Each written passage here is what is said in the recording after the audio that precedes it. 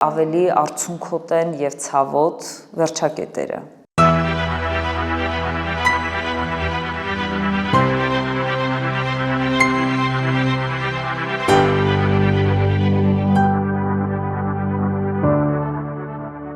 Թանկ մարդիկ չեն լքում, իսկ եթե լքում է, նշանակում է նրանք թանկ չեն։ Ողջույն, Լիան եկել է ձեր անունից խոսելու եւ քննարկելու շատ կարեւոր եւ դիպուկ հարցերի շուրջ, եւ այս հաղորդումը հենց քո մասին է։ Ողջույն, սիրելի Մարիամ։ Ողջույն, սիրելի Լիա։ Քո մասինը կարծում եմ շատ մարդկանց հարցերի պատասխան է տալու, որովհետև վստահ եմ, որ քո մտքում առաջացած բոլոր հարցերը դա համամարտկային, մարդկանց համար։ Ուստի քո մասինը ասում է ողջույն։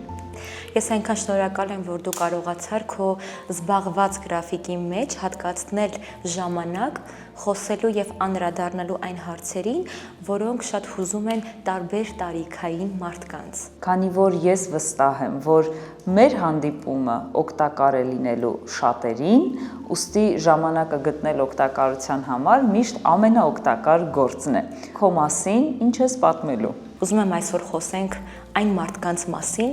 ում պարբերաբար լքում են։ Կարծում եմ շատ մարդիկ հիմա միանգամից այդ ցուցակը կգա նրանց աչքի առաջ, ովքեր որ տարբեր տարիքում, տարբեր ժամանակահատվածներում նրանց լքել են։ Մոտավոր պետք է կարողանալ պատկերացնել, թե ինչքան եմ ես լսել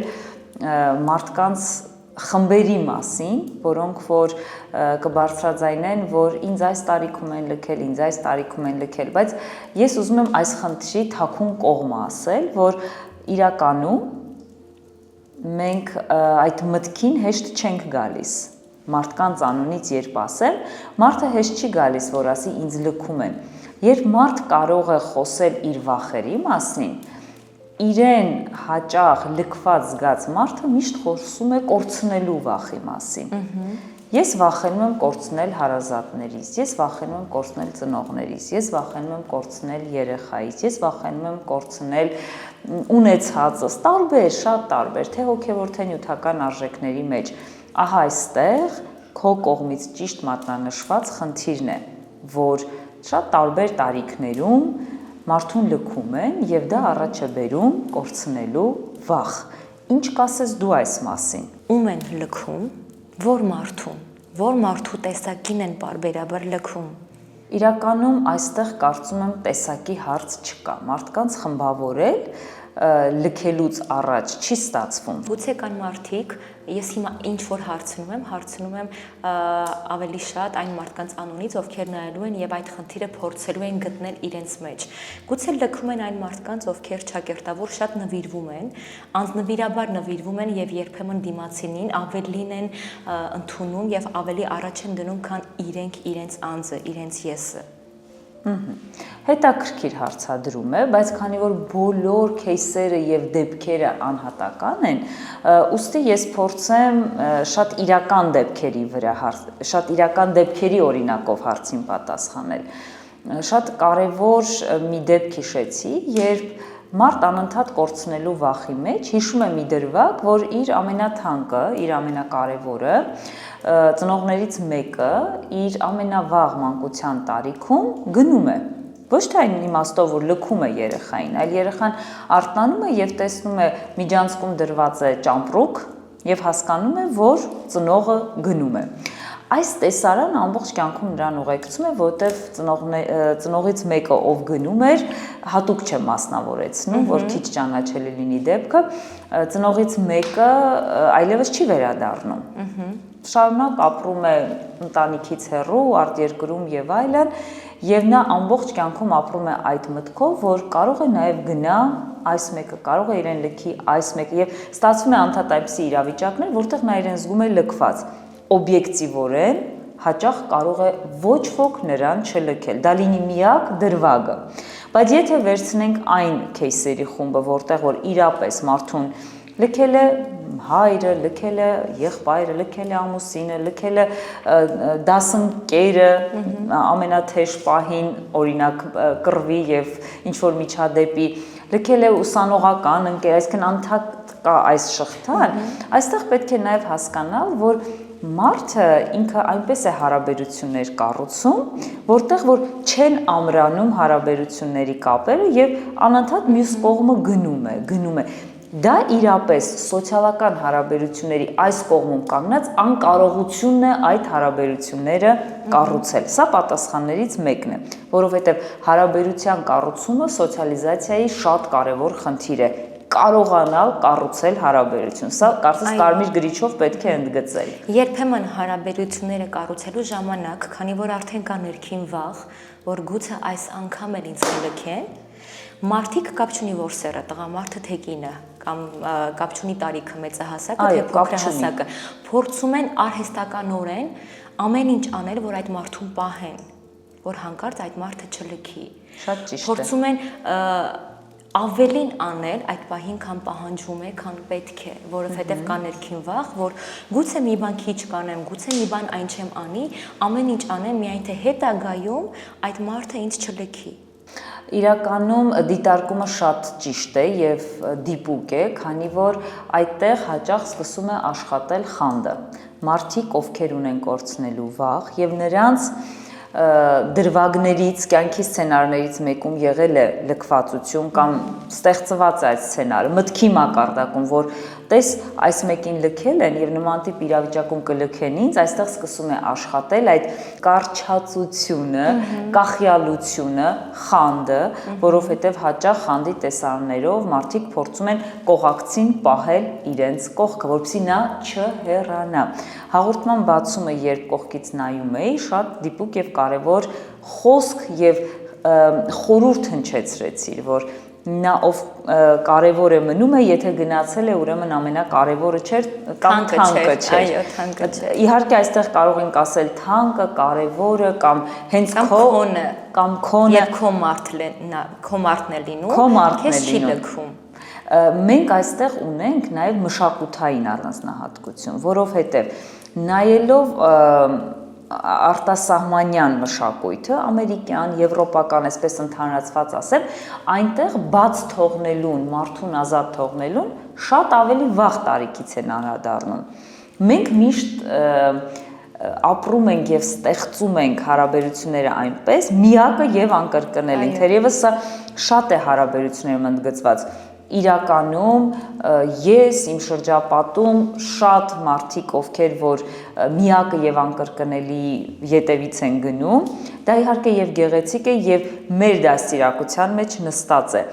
բայց միակը եւ անկրկնելի միտքը այնտեղ է ավարտվում, որտեղ արդեն մյուս կողմում հարաբերությունները ավարտված են, բայց դու շարունակում ես այնտեղ հյուսել կախյալ հարաբերություններ։ Հյուսում ես եւ ստեղծում է մի թնջուկ, մի թակարդ, որի մեջ դու շարունակում ես շատ դժվար ապրել, որից նույնիսկ դուրս գալը քեզ անհնարին է թվում։ Այստեղ պետք է գործի մի շատ կարևոր օրենք, որ եթե հարաբերություններ մի կողմում ավարտվել են, ուրեմն անհրաժեշտություն է, որպեսզի դու դուրս գաս այդ հարաբերություններից, ապա թե ոչ ավելացնում ես ցավը, տառապանքը, ավելացնում ես մի այնպիսի փունջ էմոցիաների, հույզերի, որը որ ցավեցնում է քեզ, քանի որ եթե մյուս կողմը ավարտված է, ապա ավարտված հարաբերությունները լքելու են, գնալու են։ Այո, բայց հաճախակի, երբ հարաբերությունները ավարտվում են, ինչ-ինչ պատճառներով եւ ինչ-ինչ ժամկետների մեջ, սովորաբար զույգերից մեկը պարտադիր այդ պայմանը համարում է, որ ինձ թողեցին, որ ինձ լքեցին։ Այնպես կարելի է տարանջատել, որ ոչ թե քեզ թողել են, պարզապես հարաբերությունները հասունացել են այն տրամաբանական կետին, որ ուղղակի պետք էր ավարտվեր։ Եկեք նկատենք, որ մեր զրույցի հենց այս կտորում արդեն լիան տալիս է լուծումները, որովհետև երբ որ բարձրաձայնեցինք եւ վերլուծեցինք խնդիրը, որքանով որ այս ֆորմատում հնարավոր էր, արդեն հնչում են լուծումները։ Ես ուզում եմ մարդը, ով այս պահին դիտում է մեզ, ինքը լուծումը բռնի։ Դա շատ կարևոր փաստ է, որտեղ կարող է անդադ լսի եւ չընկալի, որ հա սա արդեն լուծման էտապն է։ Ընկալելու համար լուծումը ինչպես հասկանալ, որ ավարտվել է, ոչ թե քեզ լքել են եւ ինքդ քեզ չդնես այն զոհի կարգավիճակում, որ ինձ միշտ թողնում են եւ ինձ միշտ լքում են, ես չգիտեմ ինչու, ես նվիրվում եմ, ես ամեն ինչ անում եմ, ես իմ ամբողջ սերը, հոգատարությունը, ջերմությունը ես տալիս եմ, բայց միևնույն է ինձանից գնում են։ No! I cannot stay. Look, I'll come back, but I have to go home now, Gia, but I'll come back. No. If you need me, you just call me. I need you. I need you now. You have to be here now. When I need you now. I need you now. Ինձ թվում է բառերը եւ վերաձևակերպումները միշտ մենք ենք տալիս։ Այո, օրինակ, դուք կարող եք ասել լքում են, բայց զրույցի ամբողջ ընթացքում եկանք նրան, որ հարաբերությունն է ավարտվում, ճիշտ է։ Այսինքն սա նույնիսկ թերապևտիկ շղթա էր, որ մենք բարձրաձայնեցինք լքելը եւ եկանք հանգեցինք, որ հարաբերությունները ավարտված են։ Իրականում դա դրական վերաձևակերպում է կոչվում այն տեխնիկան, որը ես հիմա բարձրաձայնում եմ, ցանկացած երևույթ, որը մեզ ցավ է պատճառում, միշտ կարիք ունի, որովհետեւ մենք իրեն վերաձևակերպենք եւ հարմար վերաձևակերպենք մեզ համար։ Եկեք նաև խնդրենք, թող մեկնաբանությունների դաշտում մարդիկ իրենց համար բացասական մտքերը եւ նման երևույթները փորձեն վերաձևակերպել, որտեղ նրանց փորձը կարող է շատ ավելին լինի, քան մենք կհասցնենք հնչեցնել զրույցի ժամանակ։ Երբ մենք հասկանում ենք, որ այդտեղ հարաբերությունը ավարտված է, գոյություն ունի վերջակետը կետադրական նշաններում։ Դա հենց այնպես չէ։ Գոյություն ունի ստորակետը, այսինքն դադարը եւ վերջակետը հստակ տարբերել կարելի է եւ մարդը միշտ ներքուս դա գիտի, դադար է, թե հարաբերությունը ավարտվել է։ Հաճախ ստորակետից սկսված են ասում ինձ լքել են եւ սկսվում է կախյալությունը պահելու, որովհետեւ երբ որ ավարտվում է մյուս կողմ, եկեք նկատենք, չի ավարտվել այս մարդու մոտ, ով դեռ նվիրված է, ով դեռ սիրում է, ում մոտ հույզերը դեռ տաք են։ Միգուցե ավելի կարևոր է ասենք ծնող երեխա հարաբերություններում, որտեղ ավարտը բացառապես պետք է լինի ֆիզիկական դադարը, այսինքն չկա մարդը, չկա հարաբերությունը, բայց նույնիսկ այդ ժամանակ ներսում դա շարունակվում է, բայց հավատացած եղեք նույնիսկ ծնող երեխա հարաբերություններում, եթե տարիքային սեպարացիան ճիշտ է գնում, ծնող երեխա այդ մեծ երեխա հարաբերությունները կարող է ավարտվել եւ սկսվեն ընկեր հարաբերություններ, այսինքն հավասար հարաբերությունները։ Կին-տղամարդ հարաբերություններում կարող են կրքոտ հարաբերությունները մի էտապում ավարտվեն եւ սկսվեն ընկեր հարաբերությունները, գործընկեր հարաբերությունները։ Սրանք շատ նուրբ դիտարկման նյութեր են, որոնք որ կարելի է անգամ մենակ վերլուծելով հասնել կամ նման քննարկումների ժամանակ հասնել։ Ես ուզում եմ ամենացավոտ կողմը վերջակետին էլ գալ, որտեղ ստորակետը կարծես ցույց տվեցի ինչպես ընկալել։ Ստորակետը սպասում է, միասին եկանք, սպասում է ավել ասում, այո, սպասում եւ հույս, բայց դա չպետք է լինի անհույս հույսը, դա պետք է լինի այն հավատով հույսը, որ երբ որ կա հույսը եւ նման երկխոսությամբ կլինի կինը, տղամարդը, ծնողը, երեխան, ընկերը, գործընկերը, ապա այս նմանատիպ երկխոսությունը պետք է բերի ճիշտ վերջաբանի, ճիշտ ելքի, որտեվ եթե ինչ-որ մի բան քեզ մոտ ավարտվել է եւ դու դա բարձրաձայնում ես, շատ կարեւոր է դա չտանել լքվածության, դա չտանել հեռանալուն, այլ շատ կարեւոր է դա տանել նրան, որ որևէ բան, որևէ մեկի մոտ ավարտվել է եւ դեռ որևէ հարաբերություն նորովի կարելի է վերսկսել։ Գեղեցիկ է հնչում, ճիշտ է։ Եվ վերջակետի մասով իհարկե ավելի արցունքոտ են եւ ցավոտ վերջակետերը, երբ քեզ կարող են գալ ասել, գիտես մեր մեջ ամեն ինչ ավարտված է, ես գնում եմ եւ դռան ձայն։ Get out! No, Gia. All right, now wait. Get the fuck out! All right, no, not like this, Gia. Yeah, Come on. get out! Get the fuck out! Look, Gia, for God's sake. Get out! Not like this. You're Not like like this! this. Get the fuck out! Look. Get out! Get out! All right, fine. Go! Fine. All right, fine. Get out! Fine, Gia. That's it. That.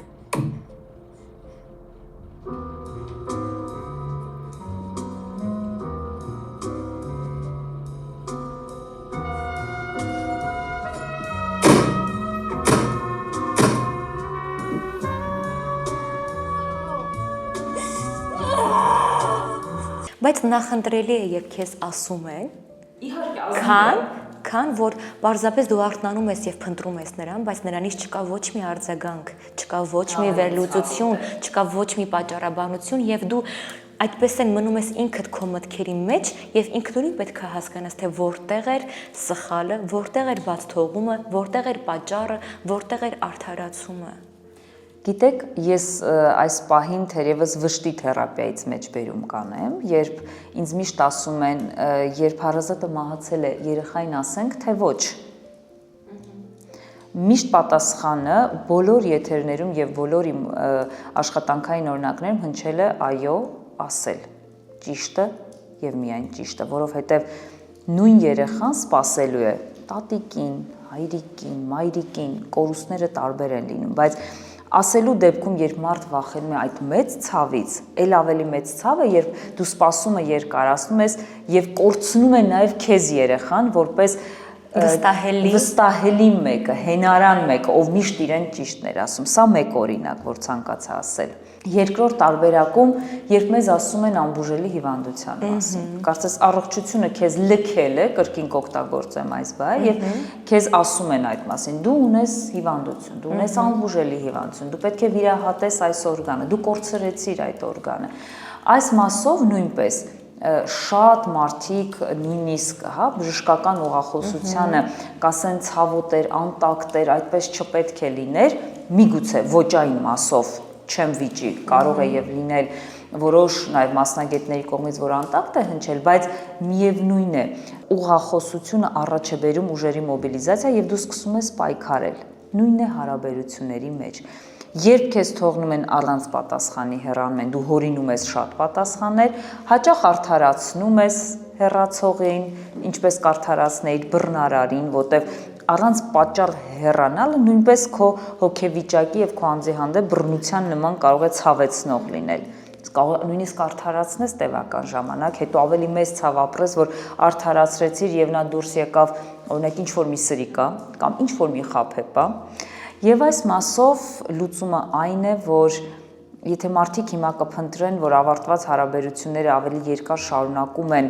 ձգելով, մանիպուլյացիաներով, որտեղ ավարտված հարաբերությունները, այո, գործընթացով շարունակել, դա միայն վնասում է երկու կողմերին կառուցելու իրենց կյանքը նորովի։ Շատ ճիշտ է։ Շատ ճիշտ ավարտված ժամանակին վերջակետով նույն հարաբերությունները ընտանիքում, ընտանիքից դուրս հաճախ կարող է ծնել ավելի լավ հարաբերություններ։ Քիչ չեն դեպքերը, երբ օրինակ ամուսինները գրագետ, կիրթ, ցիվիլ ավարտել են հարաբերությունները եւ երեխաների համար մնացել են լավ ծնողներ, բայց լավ ընկերներ։ Մյուս սցենարը նայենք, երբ ամուսնալուծություն օրինակ դառնում է թշնամանք եւ այս թշնամանքից ծնվում են ատելի հարաբերություններ եւ ովքեր են տուժում հարազատները, նրանց ծնողներն են թշնամանում, երեխաներն են, կարծես էմոցիաներ կորցնում, կուրանում այդ ամենի արդյունքում։ Եվ ամեն դեպքում նախընտրելի է, որ բաժանումը լինի սպասված եւ հասկացված, քննարկված, որովհետեւ երբ անպատասխան է լինում ամեն բան, հատկապես որևիցե մեկի զույգերից մեկի հեռանալը, վերլուծությունը ներքին երբեմն կամ շատ հաճախ գնում է սխալ ուղղությամբ։ Դու կամ մեղադրում ես անընդհատ դիմացինին, չարանում ես նրա հանդեպ եւ լցվում ես ատելությամբ, կամ ամբողջ մեղավորությունը փորձում ես փնտրել քո մեջ,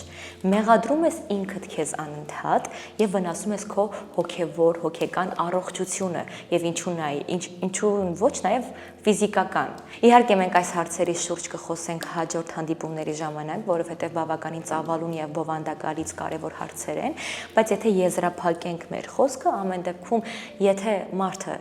քեզ համար թանկ է, ապա նա քեզ չի լքում։ Պարզապես շատ գեղեցիկ, դիպուկ վերլուծություններով ավարտին է հասցնում հարաբերությունը եւ փոխում է կարգավիճակը։ Բայց եթե թանկ չէ, ապա շնորհակալություն, որ ինքնակամ լքեց մեզ։ Կարծում եմ հենց այս խոսքերը հիմա շատերի հոգում դեղուդարման կլինեն, ովքեր նստած ու մտածում էին, որ ինձ մի քանի սցենարով լքել են եւ ինչու, ես վատն եմ, եւ ես միգուցե